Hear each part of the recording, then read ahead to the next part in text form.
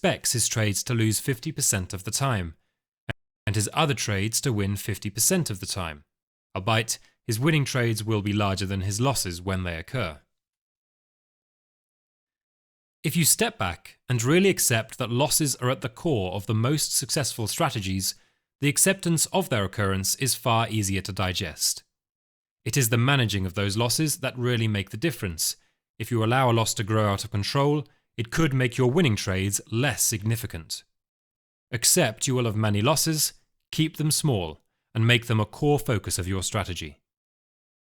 Ultimately, embrace the prospect that losses and wins are an inevitability within any strategy, and either outcome is just as likely as the other. In fact, Mark Douglas says, "When I put on a trade, all I expect is that something will happen."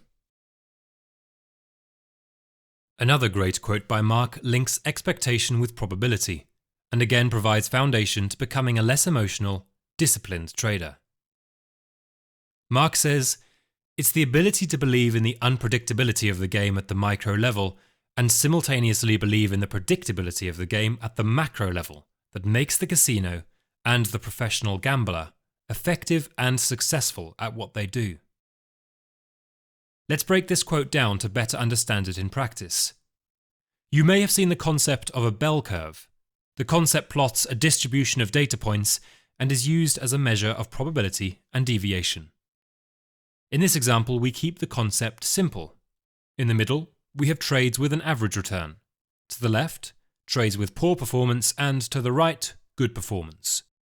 The neutral return is plotted centrally on the chart, and each trade, which remember is a random event, is plotted based on their return.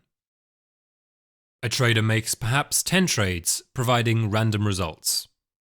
At first glance, which Mark refers to as the micro level, the review would suggest a losing strategy, or a strategy without an edge. But remember, a statistical edge should only be measured when we have enough meaningful data, not on a micro level with such a small sample size. The predictability on the macro level, which Mark refers to, is determined by the law of large numbers.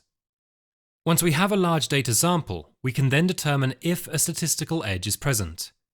We already know from the position of the bell curve that the large majority of trades were positive in comparison to the losing trades, and this provides some predictability on a macro level, the level at which a casino bases its model. The casinos are aware that they will need to pay out some large winnings to the minority, but the majority of bets will far outweigh those costs. As traders, once we understand the probability at a macro level, we can set the expectation, and once we have an expectation, we can ignore the random results over the shorter term and stay disciplined to the strategy. The strategy I share in our group also has a long-term macro expectation. I tend to measure this through the R distribution, which is simply the risk taken and the reward achieved.